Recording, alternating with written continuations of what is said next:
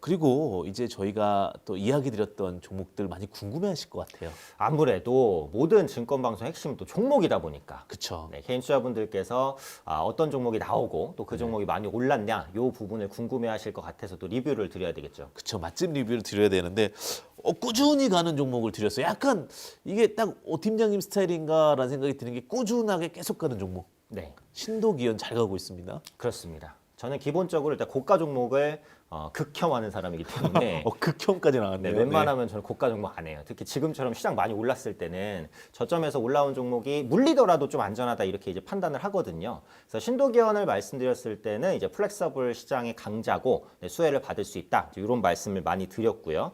중국 디스플레이 업체가 플렉서블 관련된 투자를 본격적으로 한다라는 말도 있었기 때문에 중국 관련된 수혜주로 조금 뽑힐 수 있다. 이렇게 이제 생각을 합니다.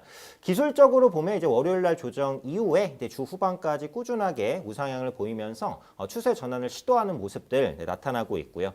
23,000원 부근의 돌파가 관건이었는데 최근에 돌파를 좀 해내고 있어요. 그래서 이 돌파 안착에 성공한다면 2만 원 후반대까지도 좀 잘 달려나갈 수 있지 않을까 이렇게 판단이 되고요. 아무래도 이제 어떤 종목이든 지금 상황에서는 조정 없이 계속 가기는 좀 어렵지 않습니까? 사실은 좀 어렵죠. 근데 말씀하셨다시피 좀 바닥주라고 했을 경우에는 좀 게임이 달라지는 거죠. 그쵸. 부담이 덜하죠. 맞습니다. 그래서 지금 제 생각에는 시장이 성장성은 있는데 상대적으로 못 오른 종목이 있나? 이걸 꾸준하게 찾고 있다라고 보고 있어요.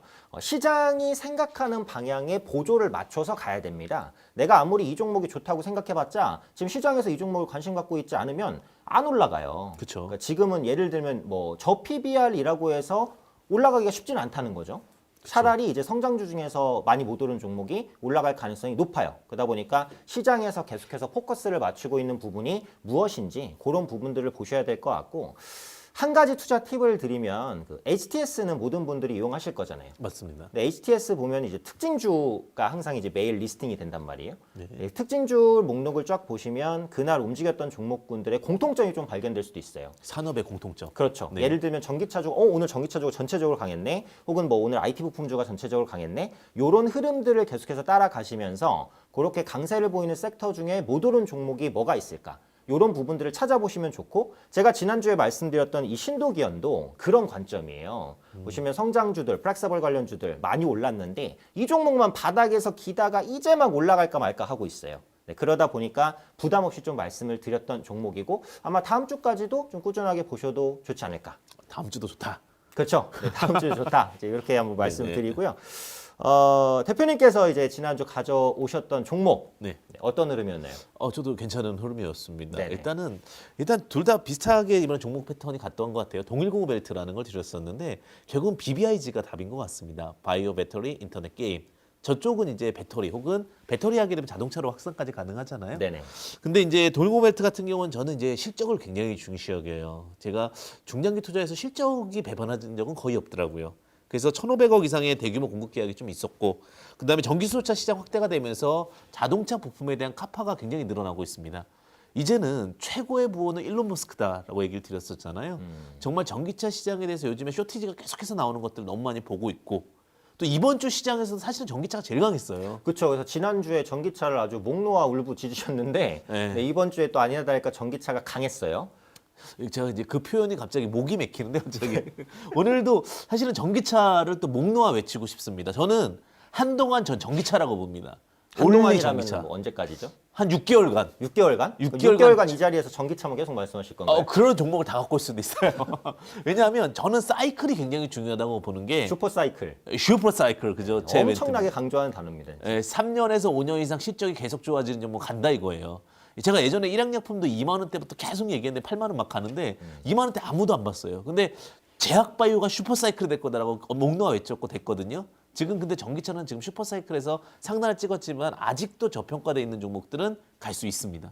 그러니까 결국은 이제 전기차를 보기는 하지만 많이 올라간 종목이 아니라 아까 제가 말씀드린 데 이제 바닥권에서 있는 종목들을 계속해서 찾는 것이 이제 좋다라는 거죠. 정확하게 지금 포인트 잡은 게 저는 너무 많이 올라간 거는 좋아하지 않습니다. 그러면 그 삼성 SDI나 LG화학 이런 종목이 주도적으로 올랐는데 네. 그런 종목에 대해서는 어떻게 보세요? 저는 삼성 SDI와 LG화학은 사랑입니다. 아, 많이 올랐는데?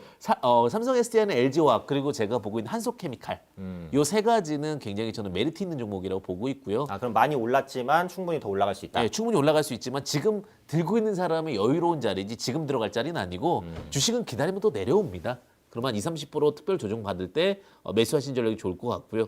하지만 전기차 슈퍼사이클에서 그 종목은 타 종목에 비해서는 분명히 오버퍼포밍, 결국은 시장 대비 좋은 수익을 보일 수밖에 없다. 이렇게 좀 말씀드리고 싶고요.